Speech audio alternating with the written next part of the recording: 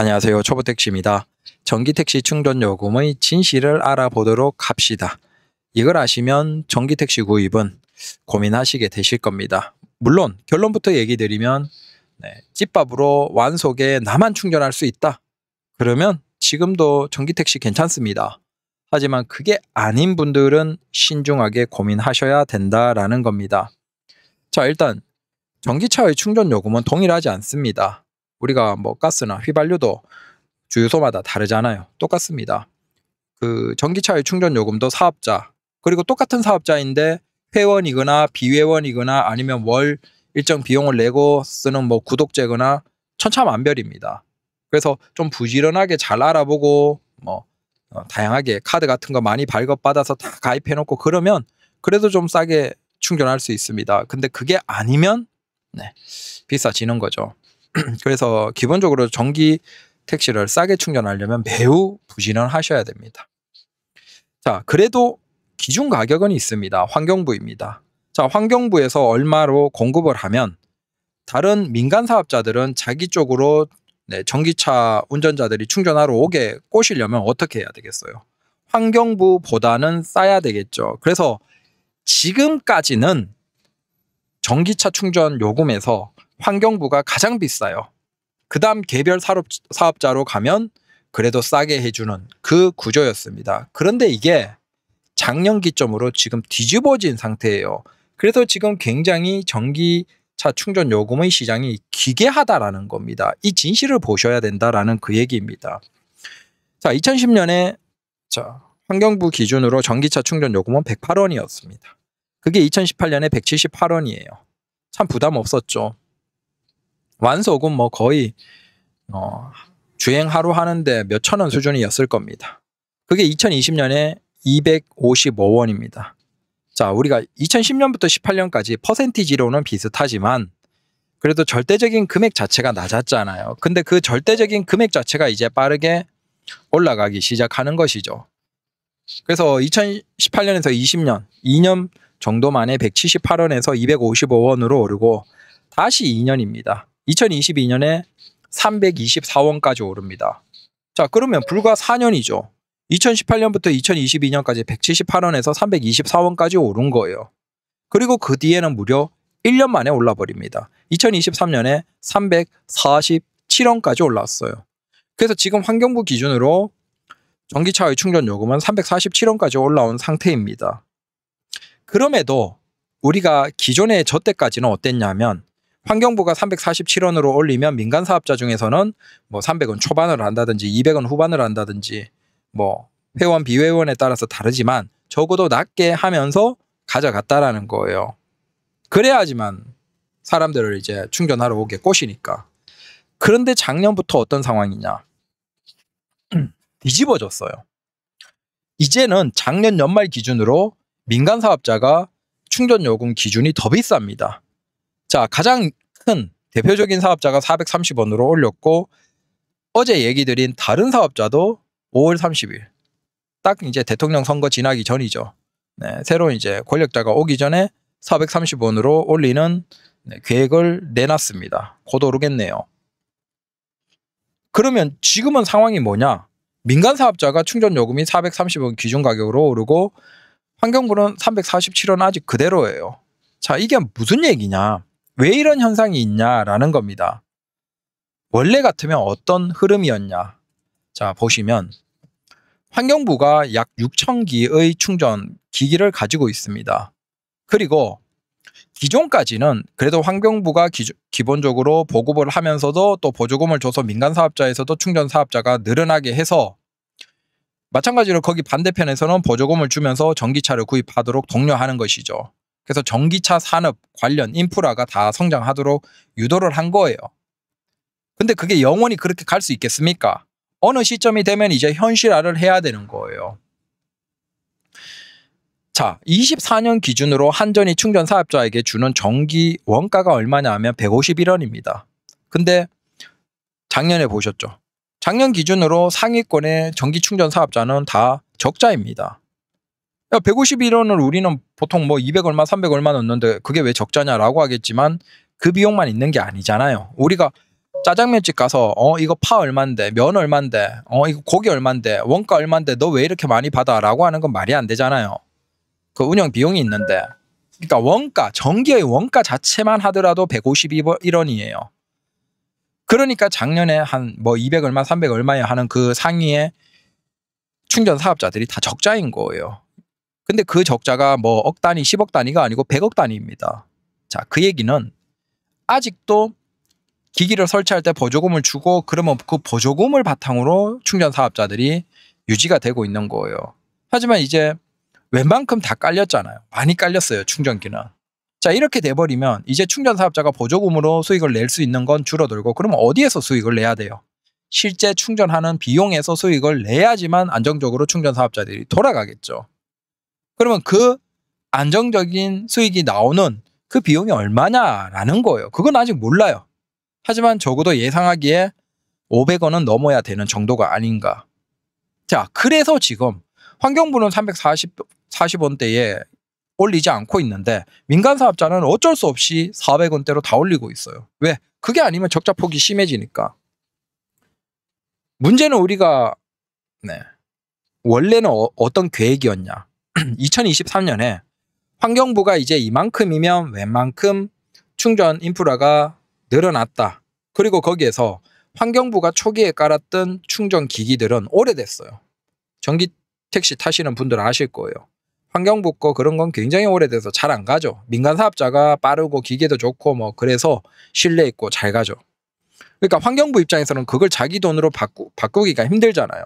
그리고 시간이 일정 이상 됐고 이제 인프라가 다 갖춰졌으니까 원래 2023년에 뭘 계획했냐 하면 자기들이 보유하고 있는 6230기 충전 기기 중에 4622기를 이제 민간 기업으로 이양하는 사업을 계획합니다. 자, 당연히 민간 기업에 가면 민간 기업들은 그 오래된 환경부 기기들을 다 자기들 최신으로 바꾸면서 요금을 현실화하겠죠.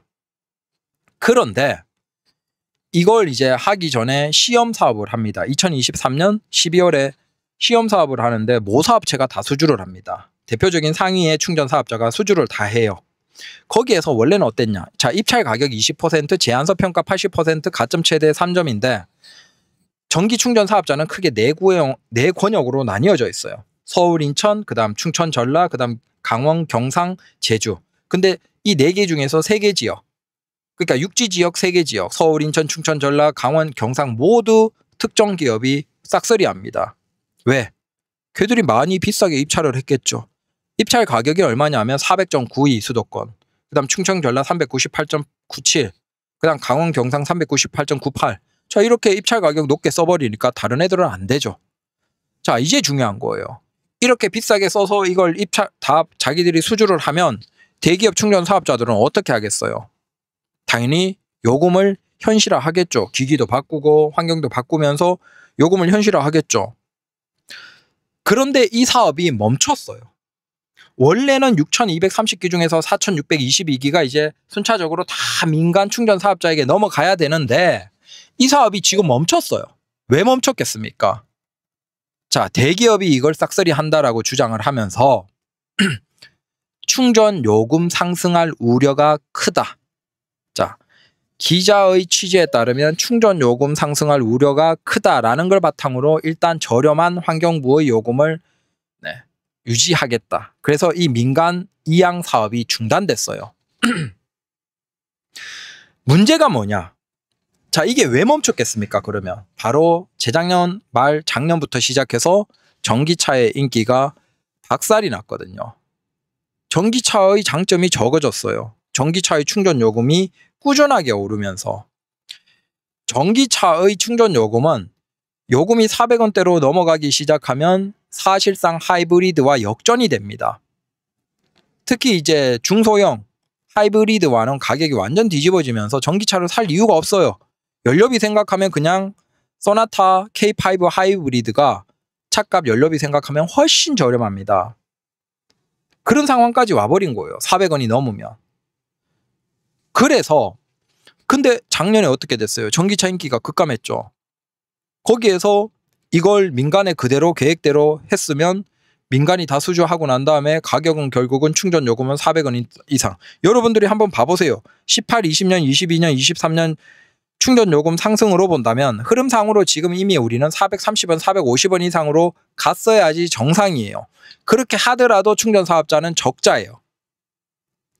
근데 그렇게 되면 어떻게 되겠습니까? 충전 사업자는 이미 웬만큼 전기차가 깔렸고 이 전기차만으로도 우리가 수익을 낼 수 있다. 그러면 우리는 충전 요금을 현실화한다 라는 것이죠. 충전 사업자는 전기차가 늘어나는 것은 상관없잖아요.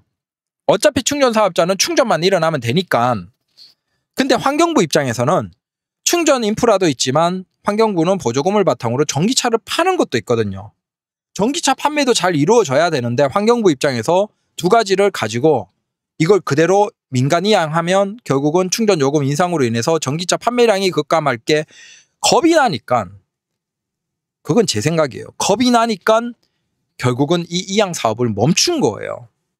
그러면 여기에서 이제 나중에 이제 수익 날 걸 기대하고 적극적으로 돈을 투자한 충전 사업자 입장에서는 어떻습니까? 지금 작년에 다 적자가 나버리는 거예요. 근데 그 적자가 수십억이 아니고 수백억대예요. 그러니까 지금 까딱하면 충전 요금을 현실화하지 않으면 충전 사업자들이 망하게 생겼어요. 엄청난 부채를 바탕으로 파산하게 생겼어요. 지금 이 상황입니다. 그럼 어떻게 해야 돼요? 자, 정권이 바뀌면 어떻게 할지 몰라요. 근데 일단은 새 정권이 들어오기 전까지 빠르게 요금이 올라서 지금 이제 민간 사업자가 430원이에요. 지금 환경부는 340원대를 그대로 유지하는데 민간 사업자는 이미 430원대예요. 왜? 430원대로 받지 않으면 이 정도까지 올려서 현실화를 하지 않으면 돈이 안 되는 거예요. 그래서 이제는 역전이 돼버리고, 역전이 돼버리니까 이제 예전과 다르게 환경부께 가장 싸진 거예요. 기준으로 본다면. 이 상황입니다. 자, 그러면 우리가 여기에서 순리대로 생각한다면 충전 요금은 오를 수밖에 없어요. 자, 이건 부정하지 못하겠죠? 근데 충전 요금 오르는 데 있어서 다음 정부가 어떻게 할지는 우리가 몰라요. 크게 보면 두 가지죠. 자, 일단 그거 세금으로 지원하자. 여론도 있고 또 반발도 있으니까 요금 올리지 말고 우리가 세금으로 보조금 지원해서 더 한 좀 300원대 유지하자라고 정책을 쓸 수도 있겠죠. 자, 이게 하나가 있고, 이 반대편에서는 어떻게 할까요? 야, 그거 이제 전기차 타는 사람들 돈도 많은데 현실화하자라고 할 수 있겠죠. 어디로 할지 모르는 거예요. 다음 정부에서. 하지만 분명한 건 어떻게든 오르는 건 맞아요. 다만 그 오르는 비용을 세금으로 하느냐, 충전하는 사람들이 지불을 하느냐, 그 차이가 있겠죠. 지금 요 상황에 있는 겁니다. 그래서 지금 전기 충전 요금은 정상 상태가 아니에요. 원래 이거보다 100원, 150원 정도 더 비싼 이미 400원대 후반까지 가야 돼요. 그러면서 이제 하이브리드와 역전 현상이 일어나고 전기차 판매량은 급감할 수밖에 없어요. 근데 전기차 판매량을 위해서 기준 가격을 이렇게 유지하는 거예요.